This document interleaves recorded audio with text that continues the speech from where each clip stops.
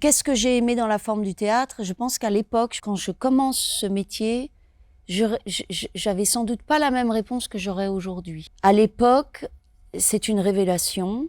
J'ai pas encore les mots pour comprendre ce que j'aime dans ce métier. Sans doute l'incapacité de mettre des mots, d'exprimer des choses, et donc au travers des personnages, de pouvoir exprimer ces choses qui me rapprochent mais qui ne sont pas moi.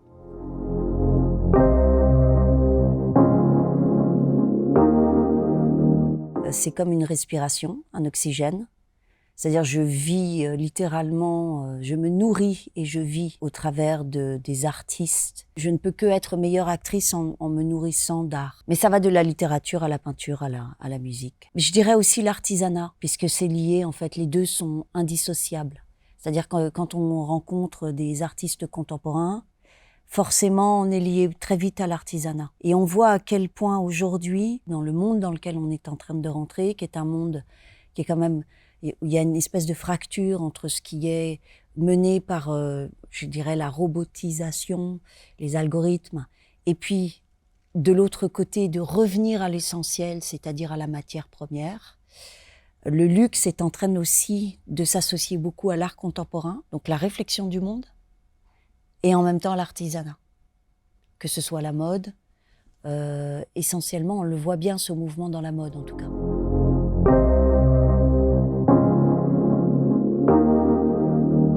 Mais j'en ai eu beaucoup. Donc j'ai eu beaucoup de rencontres à différents moments de ma carrière. Aujourd'hui, j'ai quelqu'un que je connais depuis des années, qui est celui qui parle de moi aux réalisateurs, aux metteurs en scène. Et puis après, j'ai des rencontres aussi qui se font et ce serait pas mal d'avoir à un moment donné effectivement un manager. C'est très important d'être accompagné, et pour l'agent et pour le, j'allais dire le client, et vice versa. C'est des vraies rencontres, et surtout quand elles sont dans le domaine artistique. Elles permettent aussi une réflexion, c'est-à-dire c'est pas simplement placer un pion, enfin un comédien, c'est avoir une réflexion sur qu'est-ce qu'on raconte au travers de cette carrière.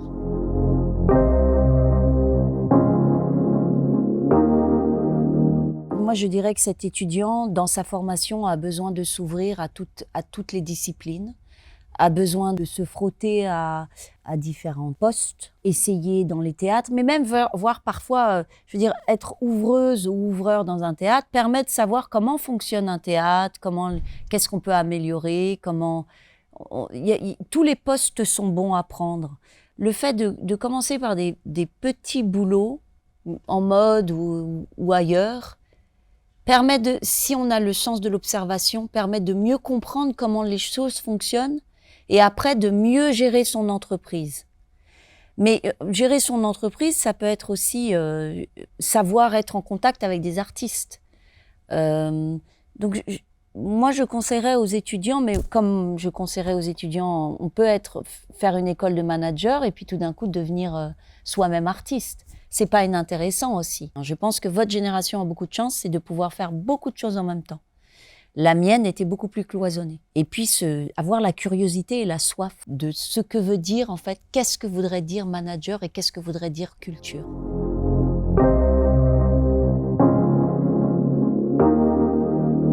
La culture, c'est l'ouverture au monde.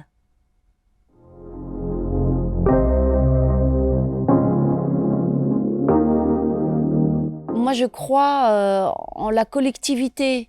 Je pense à la collaboration. Je ne peux pas me substituer à une production. J'ai besoin de l'autre dans son excellence. Il n'y a pas de petits métiers, de grands métiers. Il y a des métiers et il y a des spécificités et il y a des expériences. Et c'est parce que ces personnes vont être nourries d'une certaine expérience ou avoir un regard. Par exemple, c'est vrai qu'avec mon agent, parfois moi je peux douter d'un projet et lui va savoir pas me convaincre, mais avoir un regard différent que je n'ai pas forcément, qui n'est pas aiguisé chez moi et qui va me permettre de me dire, bien sûr, il a raison. Un artiste, s'il est complètement imperméable, va pas pouvoir vraiment collaborer avec son directeur de production, sa maison d'édition. Enfin, on se nourrit des uns et des autres et c'est comme ça qu'on arrive à l'excellence.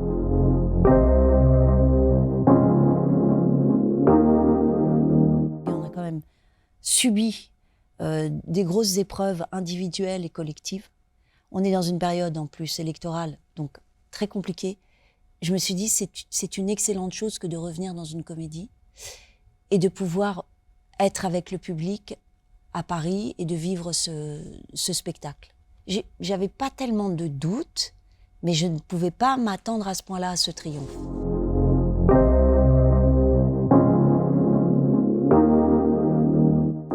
Ça porte le titre. C'est une situation délicate, un quiproquo merveilleux, improbable, qui fonctionne et qui est vraiment, même moi en coulisses, qui continue à me faire rire. Je ne peux pas dire plus. C'est une vraie situation délicate, mais qui est merveilleuse.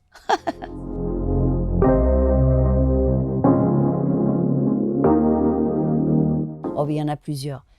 Comme dans tous les métiers, c'est un conseil que je donne à tous les étudiants, que ce soit au théâtre, que ce soit dans n'importe quelle matière. D'avoir de la détermination, de la volonté, la foi, parce qu'il en faut, dans n'importe quel métier, le sens de l'effort, et quelque chose de l'ordre de la résistance, parce que quand on est accompagné par quelque chose de grand, de noble, alors à ce moment-là, tout travail devient presque quelque chose qui vous dépasse. Et puis croyez en vos rêves, ça existe.